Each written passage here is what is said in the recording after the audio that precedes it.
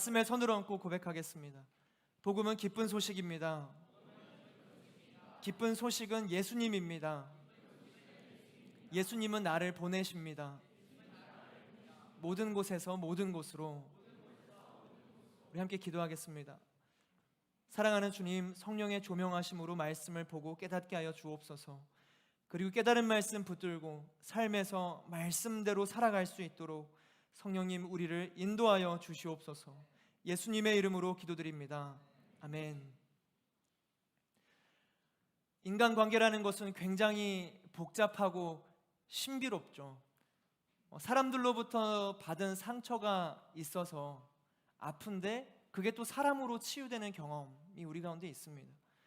그리고 때로 누군가랑 같이 있는 게 피곤하고 불편한데 혼자가 외로워서 또 다른 누군가를 찾게 되죠. 그렇지 않나요? 함께 있고 싶은데 혼자 있고 싶어. 혼자 있고 싶은데 같이 있고 싶어. 이런 생각이 들면서 제가 딱 적다 보니까 뭔가 요즘 유행하는 에세이 제목 같은 거예요. 뭐 하지만 떡볶이는 먹고 싶어, 이런 거 있잖아요. 그래서 진짜 찾아봤어요. 혼자 있고 싶은데 같이 있고 싶어 에세이. 비슷한 게 있는 거예요. 같이 있고 싶다가도 혼자 있고 싶어, 이런 에세이가 진짜로 있더라고요. 아마 우리의 이 현 시대적인 마음을 대변하는 문장이지 않나, 그런 생각이 들었습니다. 우리는 좋으나 싫으나 공동체 안에서 살아가게 되어 있죠. 오늘 우리는 아담과 하와라는 최초의 공동체를 통해 하나님의 뜻 세 가지를 나누고자 합니다. 우리 함께 18절의 말씀 읽겠습니다. 18절의 말씀 시작. 여호와 하나님께서 말씀하셨습니다.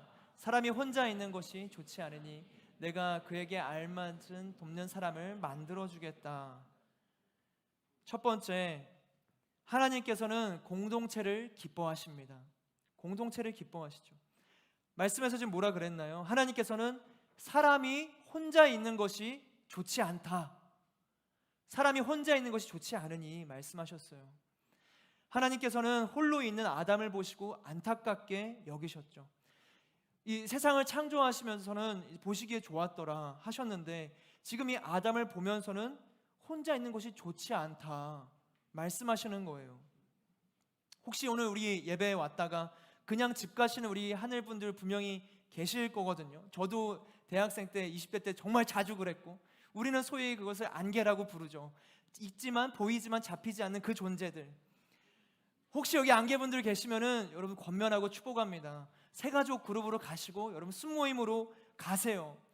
참고로 우리 하늘분들 다 진짜 좋은 사람들이거든요. 제가 보증할 수 있어요. 안 좋은 사람들이 있다면 저한테 찾아오세요.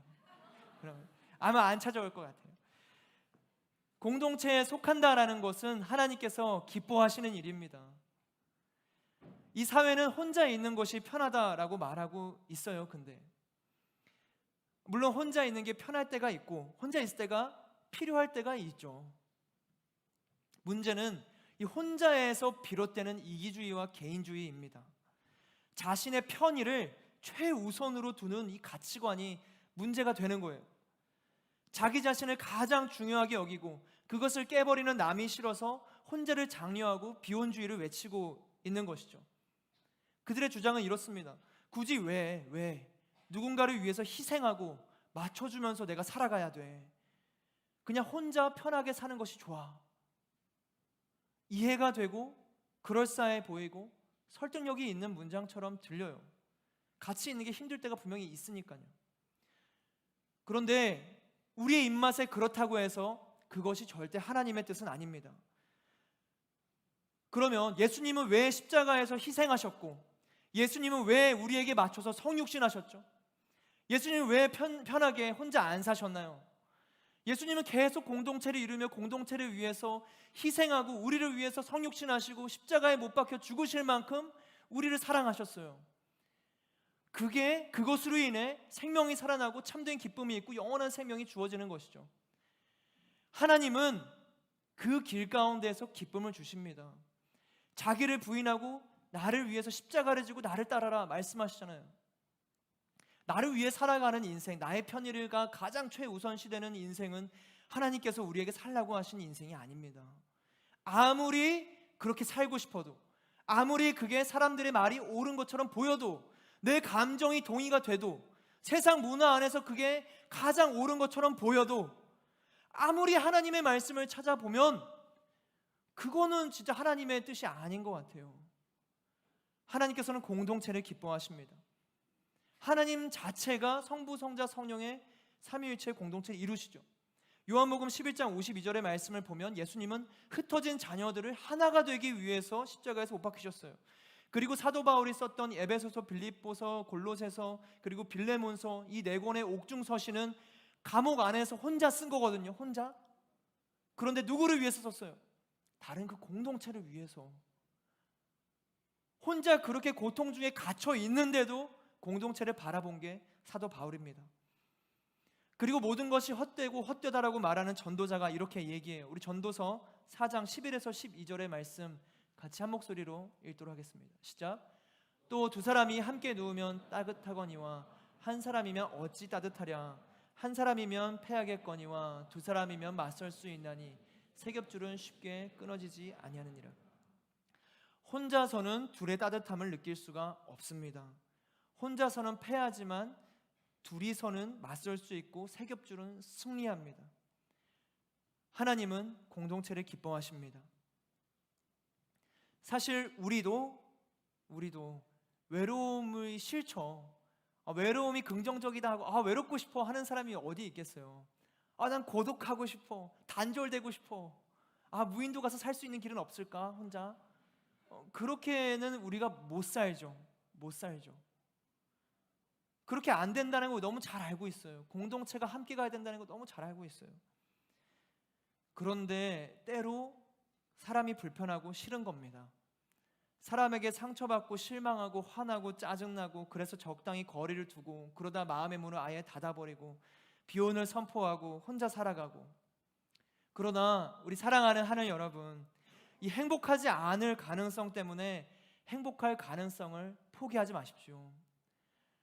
행복하지 않을 가능성 때문에 내가 정말 진정으로 행복할 수 있는 길이 있는데 더 큰 기쁨을 우리에게 주시고자 하는데 이 작은 슬픔 때문에 더 큰 기쁨을 못 누리는 그런 일이 없기를 주님의 이름으로 축복합니다.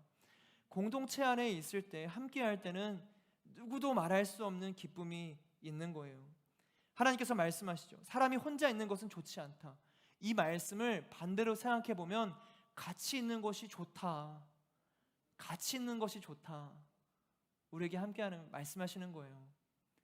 서로를 바라보시면서 말씀해 주시고, 모르는 사람일 수 있지만 너가 같이 있어서 좋아. 어색함이 막 여기까지 전달되고 있어요. 이렇게 맨날 어색하게 시켜서 죄송해요.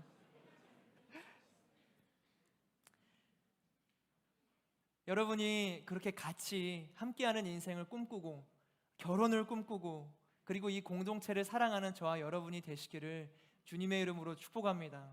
여러분, 순을 사랑하고 그룹을 사랑하고 공동체를 사랑하고 교회를 사랑하세요. 가정을 사랑하세요. 그것이 하나님께서 우리에게 주신 축복입니다. 하나님께서는 그렇게 아담과 하와라는 최초의 공동체를 만드십니다. 그들은 공동체인과 동시에 첫 남녀 관계였죠. 인생에서 가장 궁금하다고 해도 부족함 없는 그 이성 관계, 그 남녀 관계에 대해서 오늘 짧게나마 말씀을 통해 나눠보고자 합니다. 사실 되게 긴장하면서 준비했어요. 지금 연애 중이신 분들은 이제 이 사람이랑 결혼할까 궁금하지 않으세요? 그리고 아직 연애를 안 하시는 분은 내가 언제 누구를 만나서 누구와 결혼하게 될까 궁금하시겠죠. 여러분, 언제 결혼하고 싶으세요? 언제? 1년 뒤에, 2년 뒤, 3년 뒤, 알아서. 네. 태원이 언제? 2015년 뒤? 15년 뒤? 역시 우리 태연이 때문에 늘 기뻐요. 어디인지 까먹었어요.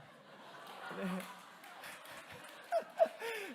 저는 26살 때 결혼하고 싶었거든요. 딱 그렇게 못했지만 그 4년 대학교 다니고 2년 군대 갔다 오면 딱 졸업하면서 바로 딱 결혼에 꼬린, 저 20살 때 만난 사람과 6년 연애하다가 결혼하고 싶었던 딱 대학생 때 만나서 내가 아무것도 아닐 때, 내게 주어진 게 아무것도 없을 때 가장 그냥 나라는 사람을 보고 같이 만나서 결혼하고 싶다 이런 생각을 했었어요. 근데 뭐 20살 때 만난 분, 또 그 다음에 만났던 분, 그분이 지금 분이 아니에요. 네. 뭐 아시다시피 저희 아내랑은 그 딱 대학교 졸업할 때 제가 만나서 5년 연애하다가 지금 결혼 4년 차인 거거든요. 만남이라는 게 생각처럼 되는 건 아닙니다. 여러분도 지금 딱 미래의 배우자를 만나고 싶지 않으세요? 낭비하지 않고. 혹 연애 중인 사람은 이 사람과 평생 함께하게 될까? 궁금하죠. 우리에게는 기다림의 시간이 있습니다. 기다림의 시간. 오늘의 말씀에서도 이 아담에게 평생의 배우자가 결정되기까지 기다림의 중간 단계가 있는 것을 우리가 볼 수 있어요. 되게 재미있었거든요. 저도 하나님께서 아담을 보시면서 혼자 있는 것이 좋지 않다 말씀하시면서 즉각적으로 하와를 안 만들어 주셨거든요. 신기해요. 보기 안 좋구나, 바로 만들어줄게, 뿅, 이렇게 하지 않으셨어요. 아담에게 하와가 오기까지, 아담과 하와의 이 만남에는 중간 단계의 기다림이 있었습니다. 우리 본문 19에서 20절의 말씀 같이 한 목소리로 읽어보도록 하겠습니다. 19에서 20절 말씀 시작. 그래서 여호와 하나님께서 흙으로 온갖 들짐승들과 공중의 온갖 새들을 다 빚으시고 그것들을 아담에게로 데려오셔서 그가 어떻게 이름을 짓는지 보셨습니다. 아담이 각 생물을 무엇이라 부르든지 그것이 그의 이름이 됐습니다. 아담이 모든 가축과 공중의 새와 모든 들짐승에게 이름을 지어주었습니다. 그러나 아담은 자기에게 알맞는 돕는 사람을 찾을 수 없었습니다. 오늘 이 최초의 공동체를 통해서 깨닫게 된 하나님의 뜻 두 번째는 하나님께서는 먼저 부족함을 보게 하신다는 거예요. 하나님께서 아담에게 온갖 들짐승과 새들을 데리고 오셨죠. 그리고 아담에게 이름을 짓게 하십니다. 근데 이 말씀, 이 19절의 시작점에 어떤 접속사가 있나요? 19절의 말씀 한 번만 다시 띄워줄 수 있을까요? 19절의 말씀 처음에 접속사로 그래서 여호와 하나님께서 지금 그래서 이어진다는 거죠. 이 앞에랑.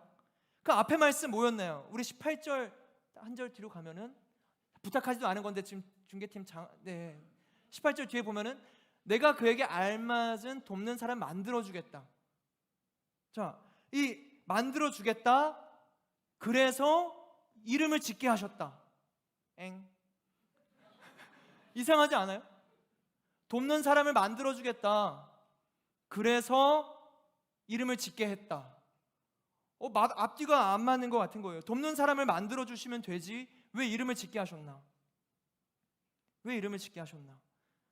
하나님께서는 아담에게 이 이름을 짓도록 한 두 가지 의미가 있습니다.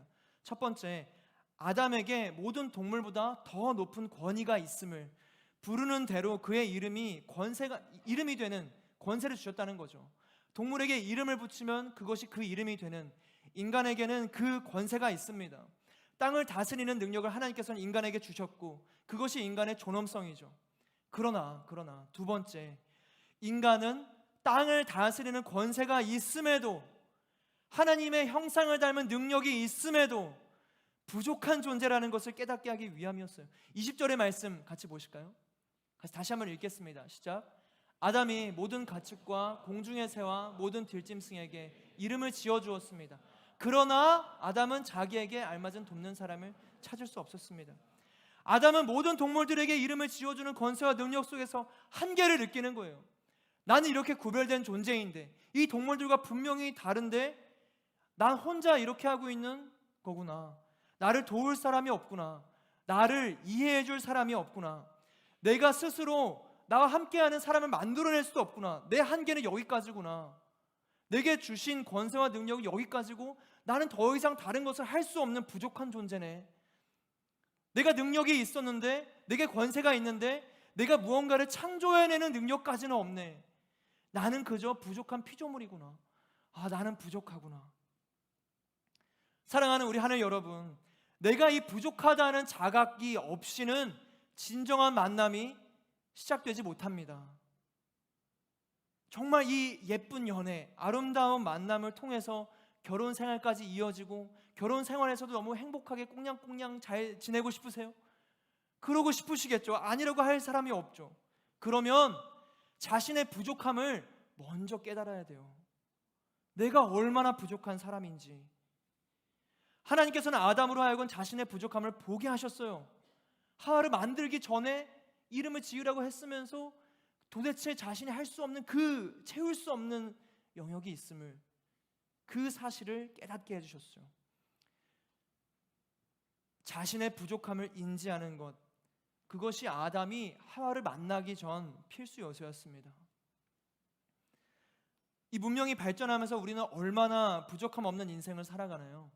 목이 마르면 정수기 가서 물을 마실 수 있고, 배고프면 그냥 편의점 가서 먹을 수 있고, 어두우면 불을 켤 수 있고, 어딘가 가고 싶으면 버스나 지하철을 타면 되는, 쉽게 이동할 수 있는 시대.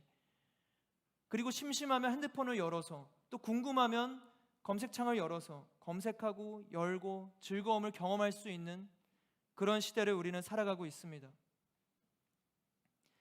부족함을 느낄 틈도 없이 우리는 스스로를 채우죠. 너무나 스스로를 잘 채울 수 있는 시대를 살아가고 있어요. 그러다 보니까 착각하게 됩니다. 내가 노력하면 채울 수 있구나. 마치 그런 거죠. 아담이 이름을 막 지어주는데 내가 노력하면 하와도 만들어낼 수 있겠는데, 착각하는 거죠. 나는 부족함 없는 존재인데 나 좀 대단한 듯 하는 거예요. 나는 스스로도 부족함을 채울 수 있겠구나. 자신을 향한 편향적이고 광활한 이 긍정은 타인을 향한 정죄로 이어지기 마련입니다. 연인 관계에서 싸움이 날 때가 언제인지 아세요? 아시겠죠? 모르신다면 축복합니다. 아실 수 있기를. 제일 싸움이 많이 날 때가 그런 것 같아요. 나는 옳은데 넌 틀렸어. 이렇게 해야 되는데 너는 왜 그래? 당연히 이렇게 해줘야 되는 거 아니야? 너는 왜 그것도 못 해주는 거야? 넌 부족한 사람이구나. 너가 부족하니까 내 이 마음도 모르고 이것을 어떻게 할지 모르지. 너가 너무 부족해. 거기서 싸움이 납니다. 나는 옳고 저 사람은 틀렸을 때. 근데 아니죠. 내가 부족한 겁니다. 내가 부족한 거예요. 상대의 다름을 나의 부족함으로 이해해주지 못하고 받아들여주지 못하고 있는 겁니다. 내가 화가 난다고 해서 저 사람이 무조건 잘못한 걸까요? 내가 부족해서 마음이 좁아서 그걸 못 받아들이는 걸 수도 있는 거잖아요. 상대의 폭력적이고 범죄적인 것까지 받아들이라는 건 아닙니다. 그런데 우리는 내 눈에 들보를 볼 수 있어야 돼요. 우리의 눈은 들보보다 남의 티끌이 더 잘 보이죠. 하지만 팩트는 내 눈에 들보가 있다라는 것. 혹시 여러분의 연인 관계, 앞으로 만나게 될 그 연인 관계에서, 그리고 이후에 결혼 생활에서 이거를 꼭 기억하고 실행하기를 주님의 이름으로 축복합니다. 상대에 대한 불편함이 생기면 이렇게 말씀하세요. 너가 그렇게 말하고 행동하는 것을 내가 미성숙해서 잘 못 받아들이고 있는 것 같아. 그러다 보니 내가 짜증이 나고 화가 나네. 내가 아직 부족해서 이런 감정이 생겨. 사실 똑같은 표현이거든요. 내 감정을 말하는 건. 그런데 그 책임이 너에게 있어서 내가 그러는 거야. 너가 잘못했기 때문에 내가 화가 나가 아니라 내가 부족해서 그걸 못 받아들이고 있기 때문에 그래. 그러면 놀랍게도 여러분의 관계는 평안을 찾을걸요. 제가 많이 경험해 본 거라서 말씀드릴 수 있는 거예요. 그렇게 대화하면 되는 거예요. 그런데 그렇게 할 수 있으려면 어떻게 해야 되냐? 내가 정말 부족한 사람이구나 라는 것을 그냥 머리가 아니라 마음으로, 영혼으로 깨달아야 돼요. 아, 진짜 나는 부족하네. 나는 진짜 연약하구나. 사랑하는 우리 하늘 여러분, 우리의 부족함을 직시하고 인정할 수 있기를 주님의 이름으로 축복합니다. 인정해야 돼요. 그렇게 되잖아요. 그 부족함을 서로 고백하고 들어줄 수 있는 관계가 된다면 평생토록 행복한 연인, 부부관계가 될 줄로 믿습니다. 자신의 부족함을 깨닫는 것, 그것이 이 아담이 하와가 만나기 전에 경험했던 거고, 남녀가 만나기 전에, 그 남녀가 연합되기 전에 창조 질서입니다.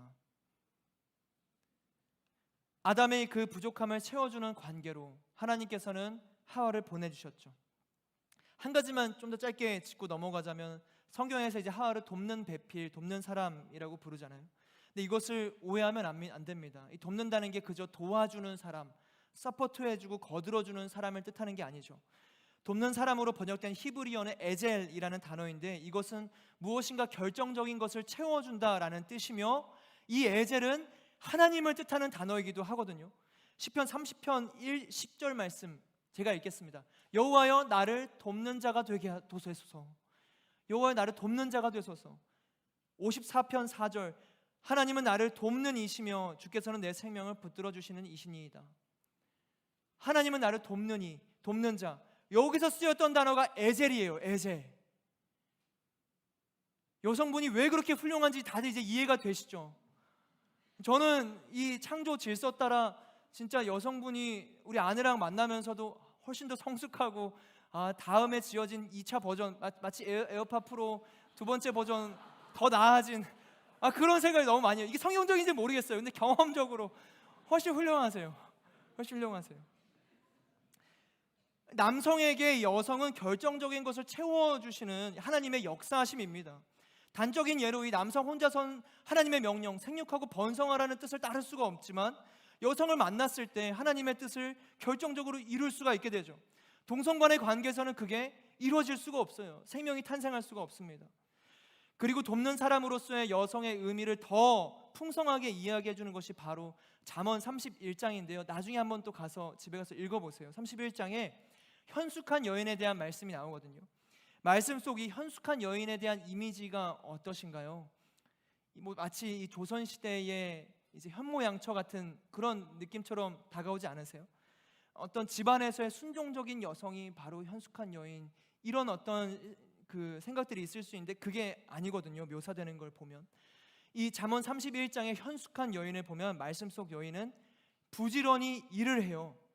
그리고 집안을 위해서 양식을 구해옵니다. 그리고 심지어는 자신이 번 돈으로 포도원을 지어요. 놀랍죠? 그리고 손가락으로 물레를 잡고 가난한 사람들을 돕고 집안 사람들을 따뜻하게 입히면서 여호와를 경외하는 사람입니다. 이 사람을 현숙한 여인이다 라고 부르는 거예요. 우리 사랑하는 우리 하늘 자매님들, 현숙한 여인이 되시기를 주님의 이름으로 축복합니다. 현숙한 여인이 돼서 세워지는 미래의 가정 가운데 하나님의 결정적인 채우심을 흘려보낼 수 있는 주님의 통로가 되기를 주님의 이름으로 축복합니다. 우리 마지막으로 21절, 22절 두 절의 말씀을 함께 보실까요? 함께 읽겠습니다. 시작. 여호와 하나님께서 아담을 깊은 잠에 빠지게 하시니 그가 잠들었습니다. 하나님께서 그의 갈비뼈 하나를 취하시고 살로 대신 채우셨습니다. 여호와 하나님께서 아담에게서 취하신 갈비뼈로 여자를 지으시고 그녀를 아담에게 데려오셨습니다. 최초의 공동체를 통해서 우리가 알 수 있는 마지막 세 번째는, 이 최초의 공동체는 남녀의 연합에서 시작된다라는 거예요. 하나님께서는 아담의 부족함을 채워주셨죠. 아담이 깊은 잠에 빠져 있을 때 아담의 갈비뼈로 여자를 지으시고 아담에게 데려오셨어요. 이 말씀에 대해서 영국의 매튜 헨리 목사님은 이렇게 해석하십니다. 담임 목사님이 인용하신 말씀인데요, 제가 읽어볼게요. 여자를 아담의 옆구리에서 취한 갈비뼈로 만드셨다. 남자를 지배하라고 머리로 지은 것도 아니고 남자에게 짓밟히라고 남자의 발로 지어진 것도 아니다. 남자와 동등하며 남자의 품 안에 보호받고 그 심장 가까이에서 사랑받으라고 옆구리로 지어졌다. 이것이 남녀의 관계입니다. 그리고 이어서 오늘의 본문 23, 24절의 말씀 같이 한번 읽어볼까요? 함께 읽겠습니다. 시작. 아담이 말했습니다. 드디어 내 뼈 가운데 뼈요 내 살 가운데 살이 나타났구나. 이가 남자에게서 취하졌으니 여자라고 불릴 것이다. 그러므로 남자가 자기 아버지와 어머니를 떠나 그 아내와 결합해 한 몸을 이루게 되는 것입니다. 아담과 하와는 한 몸을 이룹니다. 공동체의 시작, 공동체의 시작은 바로 여기서 비롯됐죠. 한 쌍의 남녀는 이 동등한 관계 속에서 아버지와 어머니를 떠나 아내와 결합해 하나를 이루게 됩니다. 오늘날 우리는 이 결합을 결혼이라고 부르죠. 그래서 우리가 예수님과의 관계를 표현할 때, 묘사할 때 신랑 신부의 관계로 묘사하잖아요. 단 한 명과의 만남, 오직 예수님만을 섬기고 예수님의 신부된 우리. 그런데 우리는 때로 우리의 신앙생활을 보면 예수님이 아닌 다른 신랑에게 눈이 가고 있을 때가 너무나 많은 거죠. 그것을 우리는 우상 숭배라고 부릅니다. 사랑하는 우리 하늘 여러분, 이거는 남녀 관계에서도 마찬가지예요. 예수님이 다른 세상의 것이 아닌, 예수님이 아닌 이 다른 세상의 것에 우리의 시선을 향할 때, 그때가 우상 숭배이듯이 내가 사랑하는 한 사람이 아니라 다른 이에게 시선이 갈 때, 그때를 또한 우리는 우상 숭배라고 여길 만큼 무겁게 생각해야 됩니다. 지금이 20대의 때가 너무 중요한 때예요.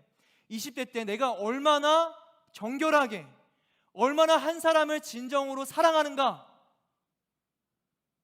그게 중요하죠. 물론 이후에 헤어질 수도 있겠지만 만나면서 양다리 삼다리는 문제가 있는 거죠. 그런 관계의 습관은 결혼 후에도 나타날 확률이 높지 않겠어요?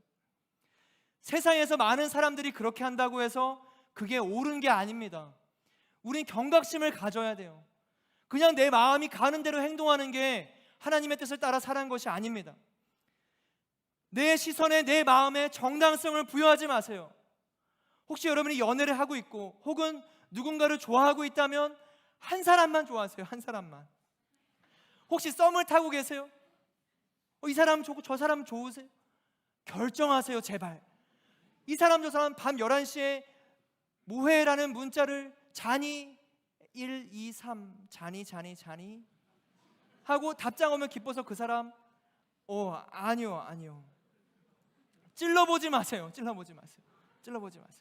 한 사람 결단하세요. 오늘 결단하세요. 오늘 결단하세요. 그리고 오늘 결단한 이후로 고백해서 만나시면 제게 찾아오세요. 축복해서 기도해 드릴게요.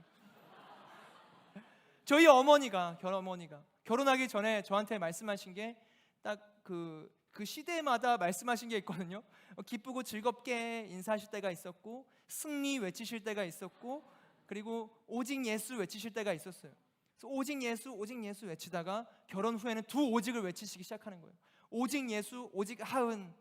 하은이 저희 아내 이름이에요. 그래서 오직 예수, 오직 하은. 한 사람을 사랑하고 한 사람과 한 몸이 되는 건 하나님의 창조 질서입니다. 아담과 하와가 그렇게 만났어요. 그게 하나님의 창조 질서입니다. 단 한 사람. 우리 이어서 25절의 말씀 보시겠습니다. 25절 시작. 아담과 그의 아내가 둘 다 벌거벗었지만 서로 부끄러워하지 않았습니다. 하나님께서 만드신 최초의 공동체 이 아담과 하와는 둘 다 벌거벗었지만 서로 부끄러워하지 않는 관계가 됩니다. 이것을 통해서 우리는 크게 두 가지 하나님의 뜻을 발견할 수 있죠. 첫 번째, 둘 다 벌거벗은 관계여야 한다. 연인 관계는, 부부 관계는 숨기는 것 없이 정직한 관계여야 한다는 것입니다. 하나님께서 허락하시는 이 결혼한 남녀의 관계는 이 정직함으로 하나가 되는 거죠. 실오락이 하나도 걸치지 않은 순수하고 깨끗한 마음으로 하나가 되는 것이 결혼의 관계입니다.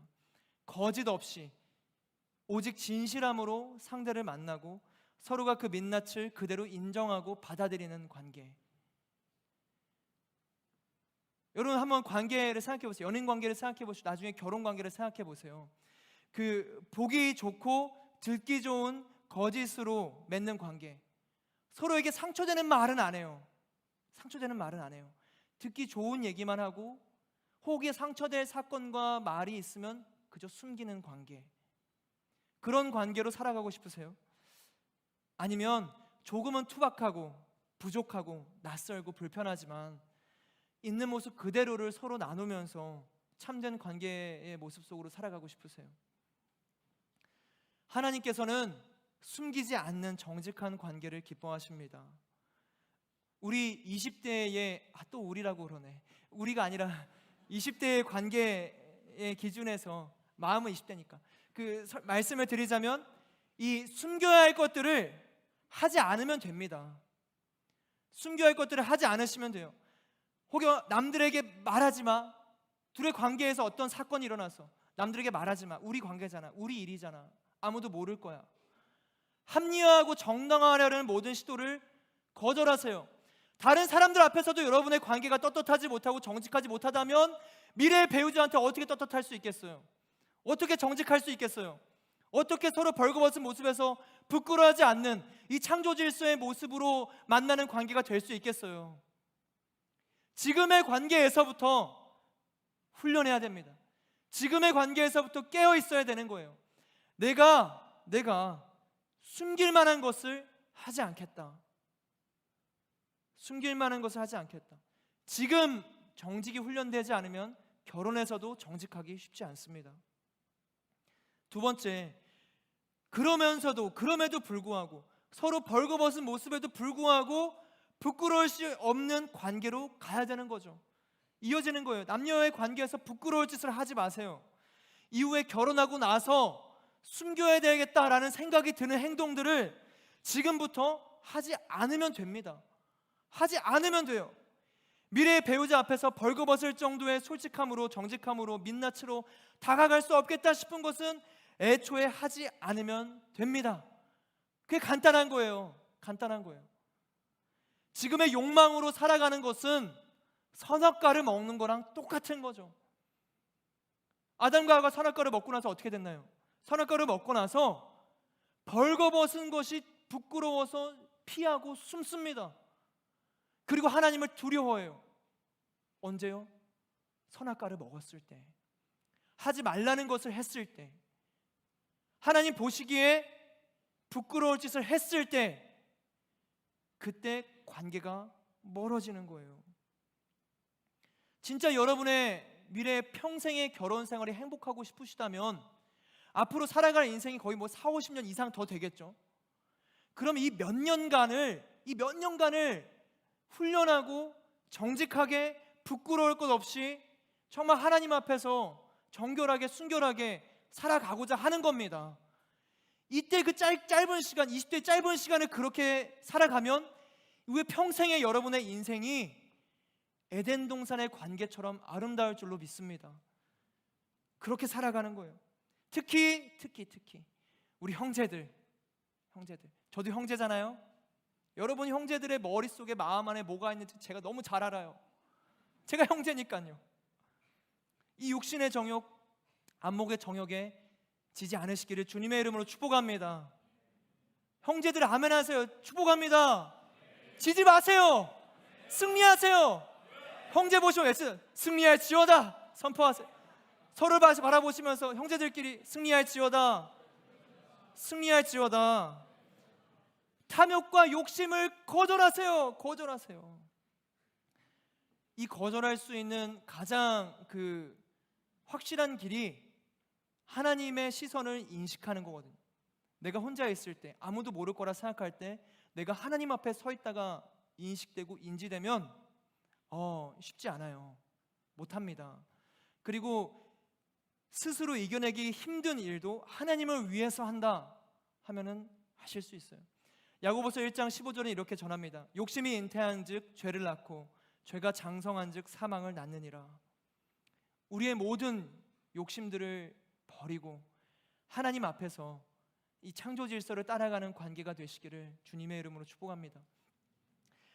하나님께서는 그렇게 최초의 공동체를 완성하셨죠. 하나님께서는 그렇게 만드셨습니다. 사람이 이 혼자 있는 것이 보기 좋지 않다, 보기 너무 좋지 않은 거예요. 안타까운 거죠. 하나님은 사랑으로서 우리의 관계를 만드셨습니다. 공동체를 만드셨어요. 혼자 있는 게 보기 안 좋으니까 이 서로의 이 부족함을 메꿔주는 이 동역자를 만나게 해주시고, 무엇보다 이 결혼 관계를 우리 가운데 축복으로 허락하셨습니다. 그리고 한 몸을 이루게 하셨죠.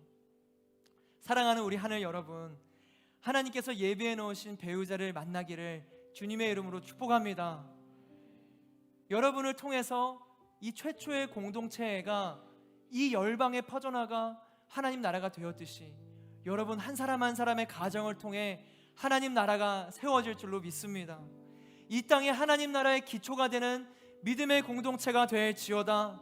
생육하고 번성하는 믿음의 가정을 이루게 될지어다.